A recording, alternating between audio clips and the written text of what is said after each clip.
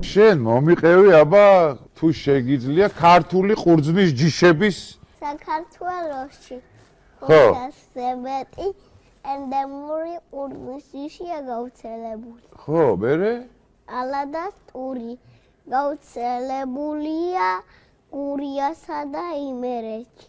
ადრესა მეგრულ სვანურია. ოჩახ, ყვაჭკარას რაჭაში შევხვდები. რქა წითელს კახეთში წითელ ყურძნიანი ჯიშია. ოჩახ. მანავის წვანე ყურძნის ჯიშია. თითა სასუფრე მოყვითალო ყურძნის ჯიშია. საფერავი კი ლურჯი ყურძნის ჯიშია. მის განსაკუთრებული სურნელოვანი წითელი ღვინო-მზარი. ოჩა და უსახელაური ციცი?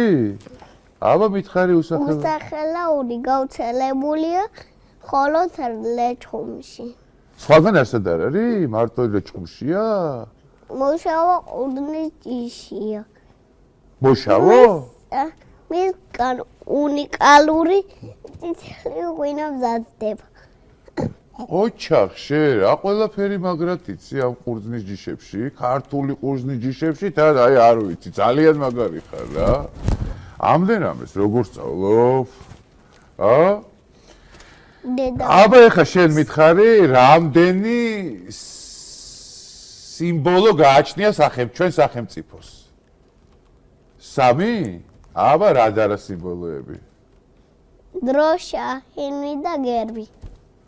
აი ბატონო და დროშაზე რა ხატია?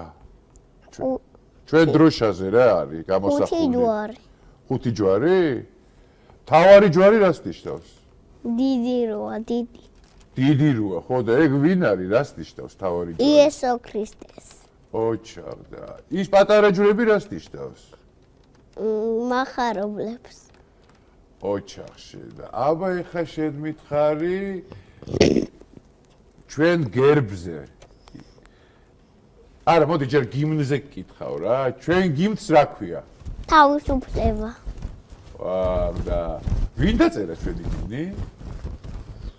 ჩვენი გიმნი ვინ დაწერა? დავით მაღრაძე.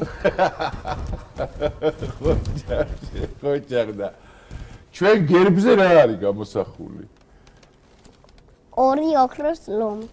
და რას ნიშნავს ეს ლომები? სიძლიერეს. სიძლიერეს, ხო? და შუაში რა წერია? წმინდა გიორგი. რა წერია შუაში? წმინდა გიორგი არის შუაში, მაგრამ მაგის ქვემოთ ხო რაღაც აწერია და რა აწერია?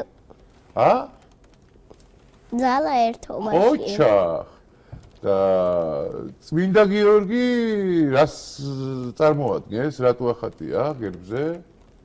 ქრისტიანობას ნიშნავს. ქრისტიანობას ნიშნავს, ხო?